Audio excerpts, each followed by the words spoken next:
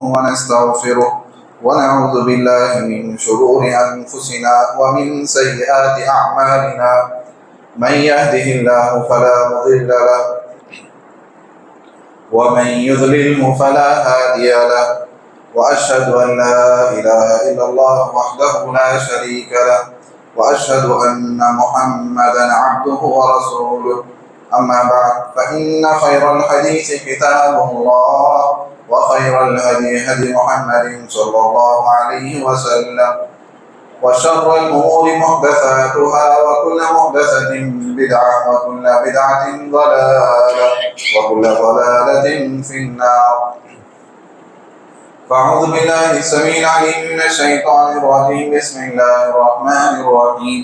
يا أيها الذين آمنوا اتقوا الله حق تقاته ولا تموتن إلا وأنتم مسلمون. يا أيها الناس اتقوا ربكم الذي خلقكم من نفس واحدة وخلق منها زوجها وبث منهما رجالا كثيرا ونساء واتقوا الله الذي تساءلون به والأرحام إن الله كان عليكم رقيبا. يا أيها الذين آمنوا اتقوا الله وقولوا قولا سديدا يصلح لكم أعمالكم ويغفر لكم ذنوبكم ومن يطع الله ورسوله فقد فاز فوزا عظيما. تمام تعریف و توصیف اللہ وحدہ لا شریک ہی کے لیے لائق و زیبا ہے. درود و سلام ہو تمام انبیاء کرام پر، بالخصوص آخری نبی محمد مصطفیٰ صلی اللہ علیہ وسلم پر. دعائے مغفرت ہو اہل بیت کے لیے، صحابہ اکرام کے لیے، تابعین، تبع تابعین، بزرگان دین کے لیے. محترم حاضرین، اللہ تبارک تعالیٰ قرآن مجید کی ایک آیت میں ارشاد فرما رہا ہے وَلَا تَتَمَنَّوْا مَا فَضَّلَ اللَّهُ بِهِ بَعْضَكُمْ عَلَى بَعْضٍ لِلرِّجَالِ نَصِيبٌ مِّمَّا اكْتَسَبُوا وَلِلنِّسَاءِ نَصِيبٌ مِّمَّا اكْتَسَبْنَ وَاسْأَلُوا اللَّهَ مِن فَضْلِهِ. کہ تم اس چیز کی حرص و لالچ نہ کرو جو اللہ تعالیٰ نے تم میں سے بعض کو بعض پر فضیلت عطا فرمائی ہیں، فوقیت عطا فرمائی ہیں. آدمیوں کے لیے وہ حصہ ہے جو انہوں نے کمایا ہے، عورتوں کے لیے بھی وہی حصہ ہے جو انہوں نے کمایا ہے. تم اللہ تعالیٰ سے اس کا فضل مانگا کرو. محترم حاضرین، جس طرح نیک اعمال میں جسمانی اعمال ہوتے ہیں، اسی طرح باطنی اعمال بھی ہوتے ہیں جن کا تعلق دل سے ہوتا ہے، اور وہ اچھے بھی ہوتے ہیں، برے بھی ہوتے ہیں. وہ اعمال جن کا تعلق دل سے ہوتا ہے، جیسے مثال کے طور پر خشیت الہی ہے، تقویٰ ہے. جس بندے کے دل میں اللہ کا جتنا ڈر ہوگا، خوف ہوگا، وہ اپنے اعمال کو اتنے اچھے انداز سے ادا کرے گا، اللہ سے ڈرتے ہوئے اپنے اعمال کو درست کرے گا، نکھارے گا. اسی طرح دل کے اعمال میں آپ دیکھیں توکل ہے، اللہ پر بھروسہ ہے، امید ہے کہ بندہ اللہ پر جتنا اعتماد کرے گا، بھروسہ کرے گا، اور اللہ تعالیٰ سے وہی امید بھی لگائے گا. امید بھی یہ بھی دل والا عمل ہے، قلبی عبادت جسے کہتے ہیں، کہ بندہ عمل کر رہا ہے اللہ سے امید لگائے ہوئے کہ قیامت کے دن اللہ میرے گناہوں کو معاف فرمائے گا، اللہ تعالیٰ مجھے جنت الفردوس عطا فرمائے گا، اپنی رحمت میں مجھے جگہ دے گا، اللہ سے امید لگا رہا ہے.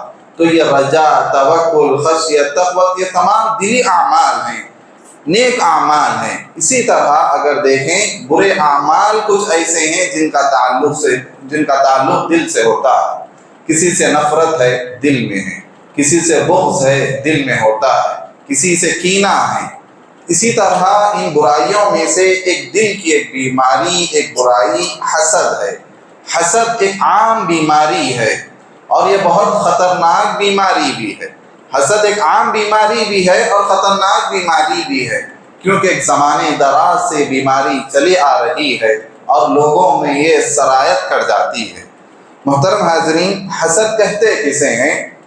حسد کی تعریف میں اہل علم کہتے ہیں کہ آدمی سامنے والے کے فضیلتوں کو دیکھ کر، اس کی صلاحیتوں کو دیکھ کر، سامنے والی کی خوبیوں کو دیکھ کر دل میں یہ جلن پیدا کرتا ہے کہ اسے یہ نعمتیں کیوں کر ملی، اس بات پر اسے جلن ہوتی ہے کہ مجھے وہ نعمتیں نہیں ملی، لیکن اس شخص کو نعمتیں مل رہی ہے کہ مجھ سے زیادہ وسائل اس کے پاس ہے، مجھ سے زیادہ فضیلتیں اس کے پاس ہیں، شہرت ہے، مقام ہے، مرتبہ ہے، علم ہے، صلاحیت ہے، خوبیاں ہیں۔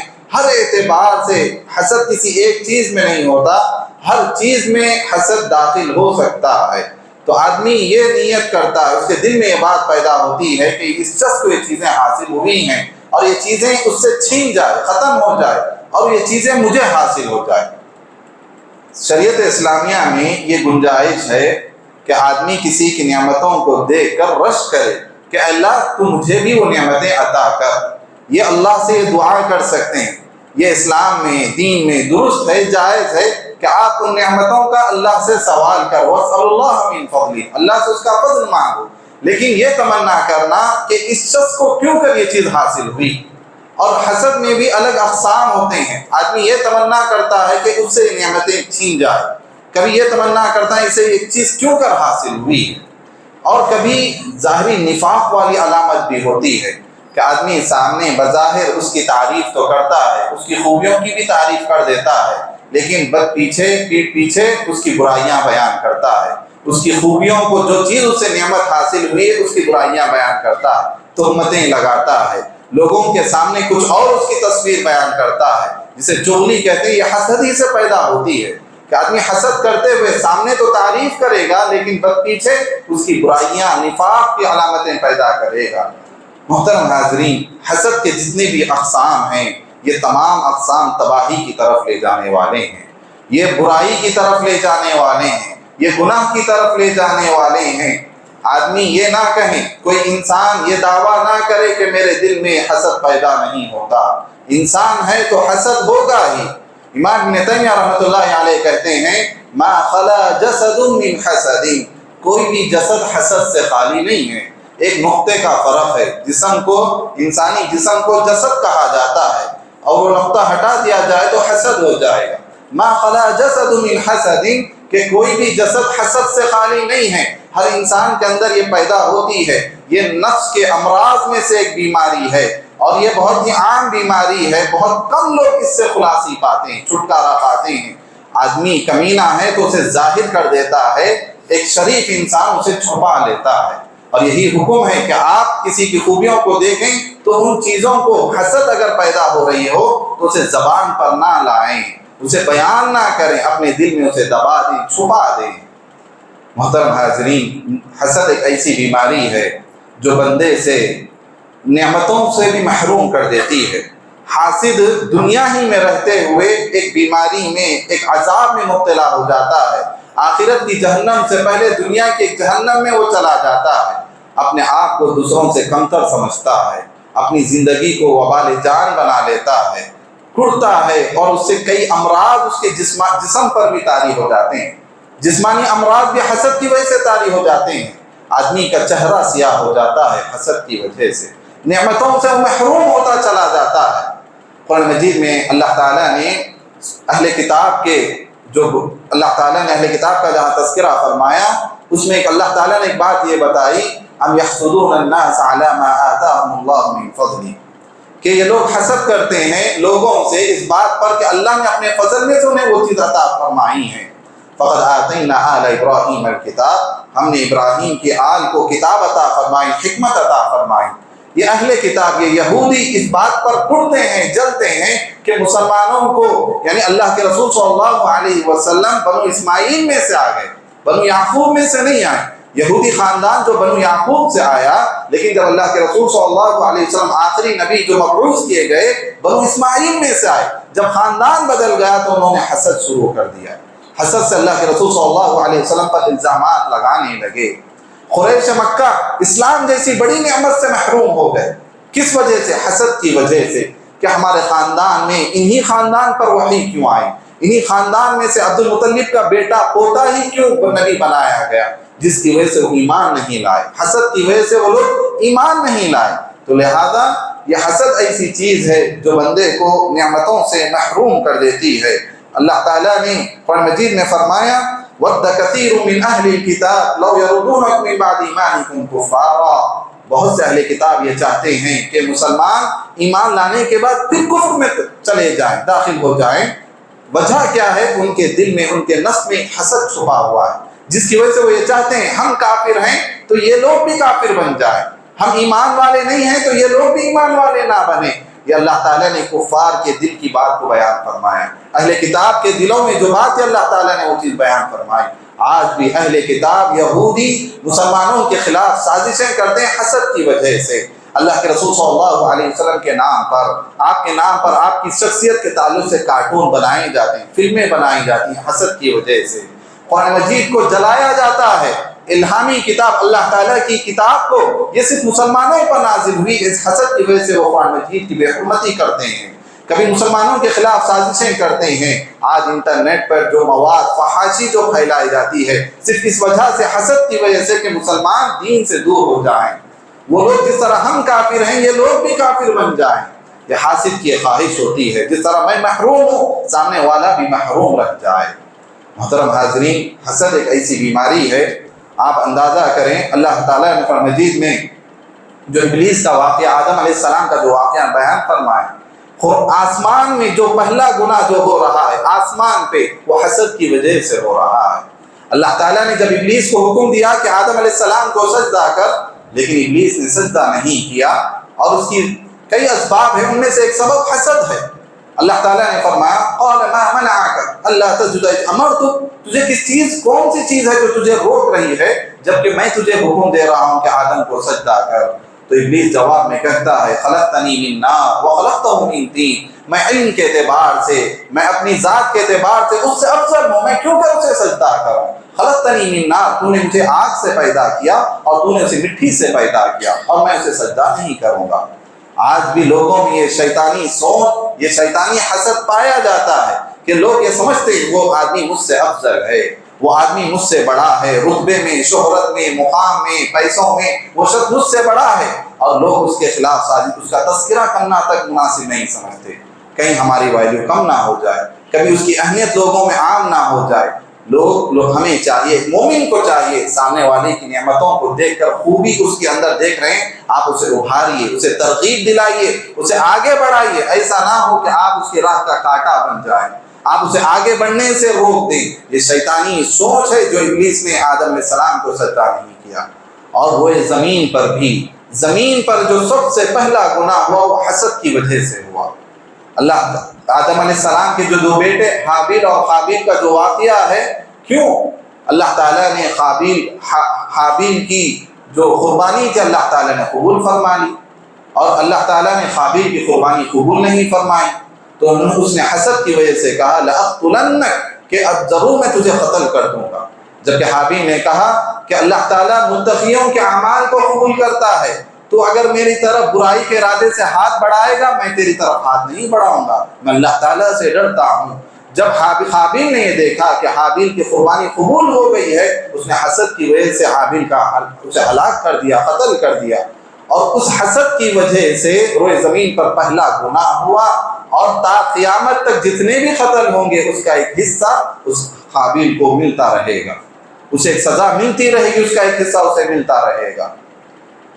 آپ دیکھیں حسد کی وجہ سے ایک معصوم جو رشتے ہوتے ہیں، جو خونی رشتے ہوتے ہیں، وہ بھی پامال ہو جاتے ہیں، وہ بھی پارا پارا ہو کر رہ جاتے ہیں۔ ایک بھائی کا بھائی سے رشتہ ہوتا ہے، ایک بھائی کا بہن سے رشتہ ہوتا ہے، ماں باپ کے اپنے اولاد سے رشتے ہوتے ہیں، میاں بیوی کے آپس میں رشتے ہوتے ہیں، لیکن جہاں حسد پیدا ہو جائے یہ حسد خونی رشتوں کو بھی نچوڑ دیتا ہے، انہیں بھی پامال کر کے رکھ دیتا ہے۔ یوسف علیہ السلام کو دیکھیں، یوسف علیہ السلام کے خلاف سازشیں کرنے والے، ان کے قتل کے ارادے کرنے والے، ان کے خلاف سازشیں کرنے والے یوسف علیہ السلام کے ان کے بھائی تھے، یوسف علیہ السلام کے بھائی تھے۔ انہوں نے کہا، اللہ تعالیٰ نے قرآن مجید میں فرمایا اذ قالوا ليوسف واخوه احب الى ابينا منا ونحن عصبة ان ابانا لفي ضلال مبين، کہ یوسف کے بھائیوں نے کہا کہ یوسف اور اس کا بھائی بنیامین ہمارے باپ کے بہت زیادہ قریبی ہیں، محبوب ہیں، بنسبت ہمارے والد انہیں زیادہ چاہتے ہیں، حالانکہ ہم ونحن عصبہ، ہم طاقتور ہیں، ہم ایک چھتا ہیں، پھر بھی ہمارے والد انہیں پسند کرتے ہیں، ہمارے چھوٹے بھائی کو پسند کرتے ہیں۔ اور آخری بعد میں انہوں نے کہا اقتلوا یوسف، اب چلو ہم یہ کرتے ہیں کہ یوسف کو قتل کر دیتے ہیں یا یوسف کو کسی سرزمین پر جا کر پھینک دیتے ہیں، اس کے بعد باپ کی محبت ہماری طرف ہو جائے گی، باپ کی محبت ہمیں مل جائے گی، اس کے بعد پھر ہم لوگ نیک بن جائیں گے۔ اس طرح یوسف کے بھائی یوسف علیہ السلام کے خلاف سازشیں کرنے لگے حسد کی وجہ سے۔ آج بھی حسد کی وجہ سے بھائی بھائی کا دشمن بن رہا ہے، بھائی بھائی کے خلاف مقدمات تک پیش ڈال رہا ہے، یا بھائی کے خلاف تہمتیں یا غیبتیں بیان کی جا رہی ہیں، انہیں وراثت میں حق نہیں دیا جا رہا ہے حسد کی وجہ سے۔ تو یہ حسد ایسی بیماری ہے جو شروع سے تھی اور آج بھی لوگوں میں ہے، اور یہ رشتوں کو بھی پامال کر دیتی ہے، رشتوں کو بھی ختم کر دیتی ہے۔ اللہ کے رسول صلی اللہ علیہ وسلم نے اپنی امت پر جن خدشات کا اظہار فرمایا تھا کہ میری امت کو ایسی چیز ہوگی، مجھے خوف ہے کہ میری امت کو ایسی چیز لائق ہو جائے گی، ان میں سے آپ صلی اللہ علیہ وسلم نے حسد کا بھی تذکرہ فرمایا تھا۔ آپ صلی اللہ علیہ وسلم نے فرمایا انہ سیصیب امتی داء الامم، کہ میری امت کو داء الامم لاحق ہوگی۔ صحابہ اکرام نے پوچھا اے اللہ کے رسول یہ داء الامم کیا ہے؟ تو اللہ کے رسول صلی اللہ علیہ وسلم نے فرمایا العشر والبطر والتکاثر والتباعد، کہ کینہ ہے اور کبر ہے، نخوت ہے، العشر والبطر تکبر ہے، اور والتکاثر ایک دوسرے سے آگے بڑھنے کی حرص ہے، لالچ ہے، دنیا کی لالچ ہے، اور والتنافس فی الدنیا، دنیا میں ایک دوسرے سے آگے بڑھنے کی تگدو ہے۔ یہ پچھلی امتوں میں بھی تھی، میری امت میں بھی یہ چیز لائق ہوئی ہے۔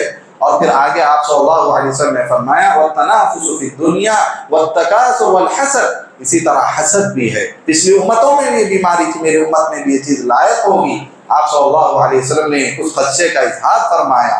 اور حسد کی وجہ سے کیا ہوگا؟ اللہ کے رسول نے فرمایا ثم یکون البغی، پھر بغاوتیں ہونے لگ جائیں گی، ایک دوسرے کے خلاف سازشیں کرتے کرتے، دشمنیاں پالتے پالتے بغاوتیں کریں گے ایک دوسرے کے خلاف، ثم الحرب، پھر قتل عام ہو جائے گا، قتل و غارت گیری عام ہو جائے گی، حسد کی وجہ سے۔ اللہ کے رسول صلی اللہ علیہ وسلم نے یہ چیز بیان فرمائیں۔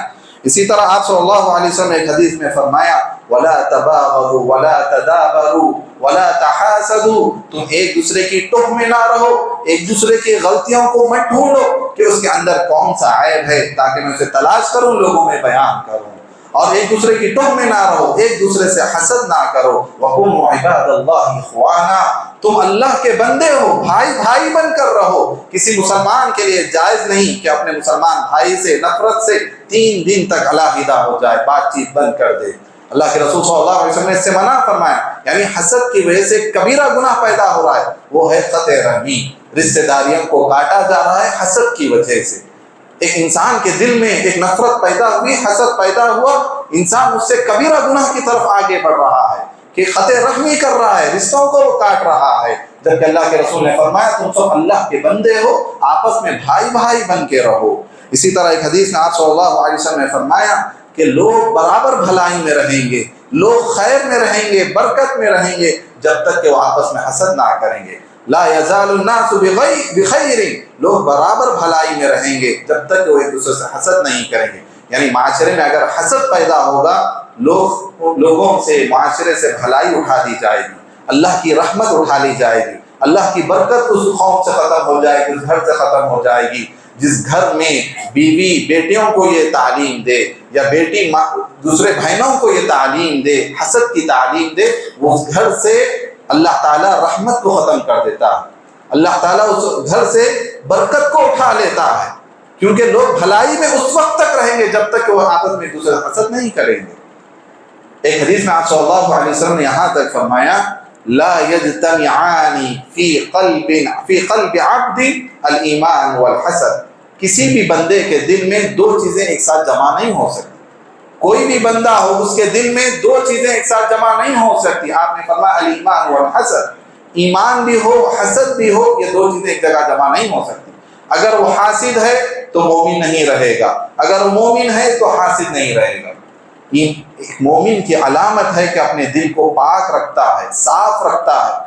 اللہ کے رسول صلی اللہ علیہ وسلم نے فرمایا لوگوں میں سب سے افضل انسان کون ہے، لوگوں میں سب سے بہتر انسان کون ہے؟ آپ نے فرمایا کل مخموم القلب صدوق اللسان، ہر وہ شخص جو مخموم القلب ہو اور زبان کا سچا ہو۔ صحابہ نے کہا اللہ کے رسول یہ زبان کا سچا ہونا ہم جانتے ہیں، لیکن یہ مخموم القلب کیا ہے؟ آپ صلی اللہ علیہ وسلم نے فرمایا هو التقی النقی لا اثم فیہ ولا غل ولا حسد ولا غل. آپ صلی اللہ علیہ وسلم نے فرمایا ایسا بندہ جس کا دل پاک صاف ہو، ہر گناہ سے پاک ہو، التقی النقی لا اثم فیہ، اس میں کوئی گناہ نہیں ہو، نہ ہی کسی کو سے خیانت کرنے کا جذبہ اس کے دل میں ہو، نہ ہی کسی کے ساتھ حسد کرنے کا جذبہ اس کے دل میں ہو، نہ کسی کے ساتھ اس کی نفرت ہو. ایسا اگر دل ہے تو لوگوں میں سب سے افضل انسان ہے. اسی لیے صحابہ کرام کی جماعت لوگوں میں سب سے افضل کہلائی، لوگوں میں سب سے پاک باز کہلائی، کیونکہ ان کے تعلق سے کہا گیا ابرھا قلوبا، ان کے دل دنیا کے لوگوں میں سب سے پاکیزہ دل والے صحابہ کرام تھے. اللہ تعالیٰ نے قرآن مجید میں ان کے دلوں کی گواہی دی. وَلَا يَجِدُونَ فِي صُدُورِهِمْ حَاجَةً، وہ اپنے دلوں میں کوئی تنگی محسوس نہیں کرتے سامنے والے کو اگر کچھ دیا جا رہا ہے. یہ انصار صحابہ کرام کی تعریف بیان کی گئی ہے. مہاجر صحابہ جب مدینہ آنے کے بعد یہ لوگ اپنی جائیدادوں میں انہیں حصے دار بنایا، اپنے کاروباروں میں انہیں حصے دار بنایا، اپنے مکان میں انہیں رکھے. جب جنگیں ہوئیں، جنگیں ہونے کے بعد جب مال غنیمت آیا، مال غنیمت آنے کے بعد بھی اللہ کے رسول زیادہ ترجیح مہاجر صحابہ کو دیتے تھے. پھر بھی کبھی کبھی ان کی زبان سے ایسا نکلتا کہ جب مشکل آئی ہمیں یاد کیا، ابھی ہمارے تلواروں سے خون ٹپک ہی رہا ہے، لیکن مال غنیمت مہاجروں کو دیا جا رہا ہے. تو اللہ کے رسول صلی اللہ علیہ وسلم نے فرمایا اے انصار کی جماعت، میں تم سے اس قدر محبت کرتا ہوں کہ اگر سارے لوگ مال و غنیمت لے کے، یہ بکریاں، یہ جتنے بھی جائیداد ہیں لے کر ایک وادی میں چلے جائے، کیا تم یہ نہیں چاہو گے کہ تم محمد کو اپنے ساتھ لے جاؤ؟ یہ لوگ اپنے گھروں کو جائیداد لے کر جائیں، میری یہ خواہش ہے کہ تم صرف مجھے لے کر اپنے گھروں کو لے کر چلو. یہ سننا تھا. انصار صحابہ رو لیے.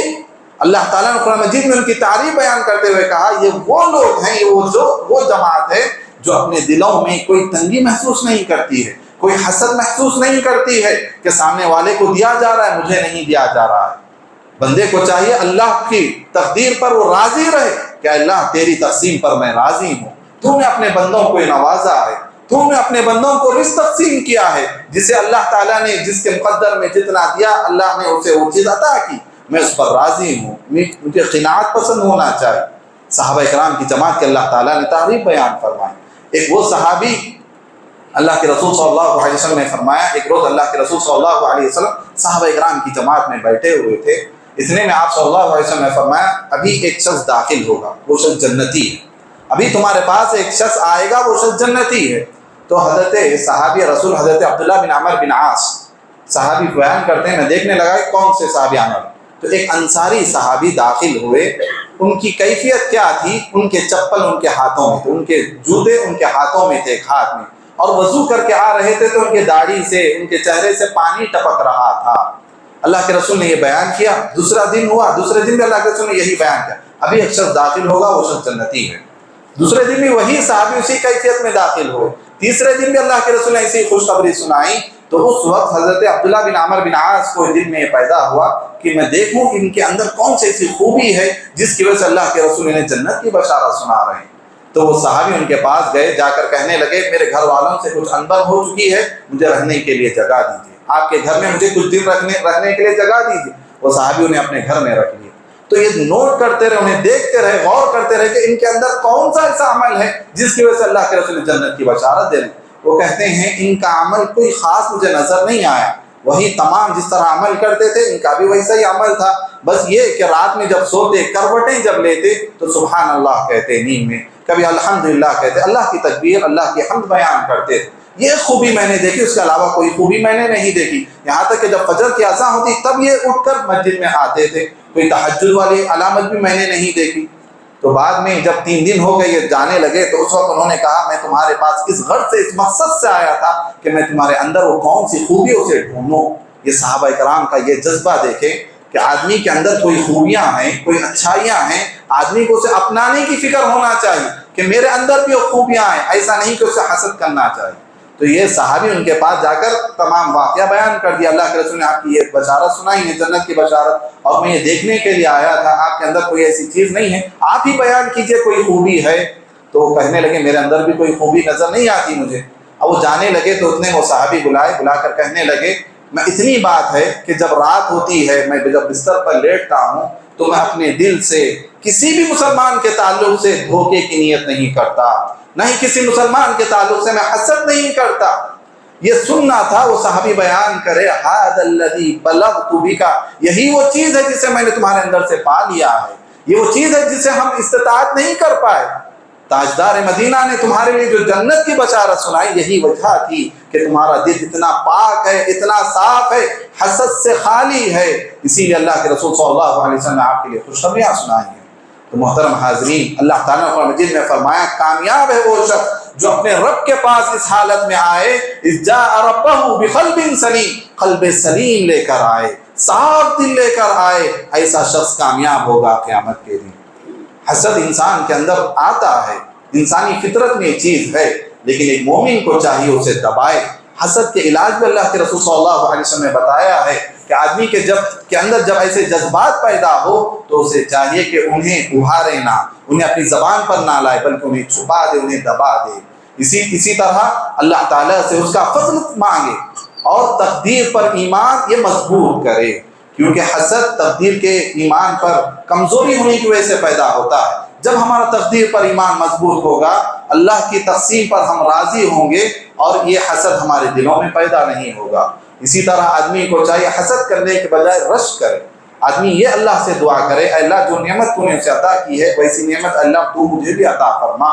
اللہ کے رسول نے فرمایا لا حسد الا فی اثنتین، حسد نہیں ہے مگر سوائے دو چیزوں میں تم حسد کر سکتے ہو، یعنی وہاں رشک کے معنی میں بتایا گیا، رشک کر سکتے ہو، یعنی اللہ نے کسی کو قرآن مجید عطا فرمایا ہے اور وہ قرآن مجید کی تلاوت کر رہا ہے تو تم دیکھ کر یہ خواہش کر سکتے ہو اللہ مجھے بھی ایسا عالم بنا، ایسا قاری بنا، یا کسی مالدار کو دیکھ کر تم یہ خواہش کر سکتے ہو اللہ مجھے بھی ایسا مالدار بنا تاکہ میں اللہ کی راہ میں اپنا مال لٹاتا رہوں۔ اسی طرح چاہیے کہ اللہ تعالیٰ سے اس کی نعمت کا بھی سوال کرے اور ساتھ میں سلام کو عام کرے۔ اللہ کے رسول صلی اللہ علیہ وسلم نے ایک حدیث میں فرمایا کہ کوئی بھی شخص جنت میں داخل نہیں ہو سکتا سوائے اس شخص کے جو مومن ہو، اور اللہ کے رسول نے فرمایا آپس میں محبت سے پیش آؤ، سلام کو عام کرو، سلام کو عام کرنے کی وجہ سے اللہ تعالیٰ آپس میں محبت پیدا فرمائے گا، اور آپس میں محبت ایسی چیز ہے جو تمہیں جنت میں لے جائے گی۔ یہ جنت میں لے جانے والا عمل جو اللہ کے رسول نے فرمایا اس میں آپس میں محبت کرنا ہے، اور آپس میں محبت کیسے ہوگی؟ وہ سلام کو عام کرنے کی وجہ سے ہوگی۔ تو سلام کو عام کیا جائے، اسی طرح دعاؤں کا بھی اہتمام کیا جائے اور سورہ فلق کا اہتمام کیا جائے جس میں اللہ تعالیٰ نے فرمایا آخری آیت میں کہ قل اعوذ برب الفلق من شر ما خلق من شر غاسق اذا وقب ومن شر النفاثات في العقد ومن شر حاسد اذا حسد۔ اس دعا کا، اس سورت کا خصوصی طور پر بندے کو اہتمام کرنا چاہیے۔ اسی طرح اپنی نعمتیں، اپنی صلاحیتیں، اپنی خوبیوں کو لوگوں میں عام نہیں کرنا چاہیے، لوگوں میں بیان نہیں کرنا چاہیے۔ آپ کو اللہ نے جو چیزیں عطا فرمائی ہیں، جو خوبیاں اللہ نے آپ کو عطا فرمائی ہیں، جو نعمتیں اللہ نے آپ کو عطا فرمائی ہیں، وہ آپ اپنے حد تک رکھیں، اس سے فائدہ اٹھائیں، اوروں کو بھی اس سے فائدہ اٹھائیں، لیکن اسے عام نہیں کرنا، بیان نہیں کرنا چاہیے۔ جیسا کہ یوسف علیہ السلام نے جب خواب دیکھا تو یعقوب علیہ السلام نے ان سے کہا لا تقصص رؤیاک علی اخوتک، اے میرے بیٹے اپنے اس خواب کو بھائیوں میں بیان مت کر، ورنہ اگر تو بھائیوں میں بیان کرے گا وہ تیرے خلاف مکر کریں گے، سازشیں کریں گے۔ تو لہذا یہ اس سے فائدہ علم یہ بتاتے ہیں کہ خوبیوں کو بیان نہیں کرنا چاہیے، عام طور پر ایسے ہی بیان نہیں کرنا چاہیے تاکہ آپ اللہ یعنی لوگوں کی نظروں سے آپ محفوظ رہ سکیں۔ دعاؤں کا اہتمام کرنا چاہیے کہ جیسا کہ اللہ کے رسول صلی اللہ علیہ وسلم نے دعا بتائی کہ اللہم اعوذ بکلمات اللہ التامہ من کل شیطان وہامہ ومن کل عین لامہ، ایسی عین سے، ایسی نظروں سے جو حسد کی نظروں سے دیکھی جاتی ہے اس سے بھی بچنا چاہیے، اس سے یعنی دعاؤں کا اہتمام کرنا چاہیے۔ جب بھی آپ کسی کے پاس کوئی نعمت دیکھیں اس کے لیے برکت کی دعا کریں، ماشاءاللہ کہیں، بارک اللہ کہیں، حاسد سے آپ اس کی نعمت میں اضافے کی دعا کریں، اس سے آپ کے دل پاک و صاف رہے گا۔ یہ چند چیزیں تھیں جو میں نے آپ کے سامنے بیان کی۔ اللہ سے دعا گو اللہ تعالی ہم تمام کو نیک عمل کرنے والا بنائیں، اللہ تعالی ہم تمام کے دلوں کو پاک بنائیں، تقوی والا بنائیں، اللہ تعالی ہمارے دلوں میں تقوی، اس کا خوف، اس کی خشیت پیدا فرمائے، آمین یا رب العالمین۔ بارک اللہ لنا ولکم ولسائر المسلمین واستغفروہ انہ غفور۔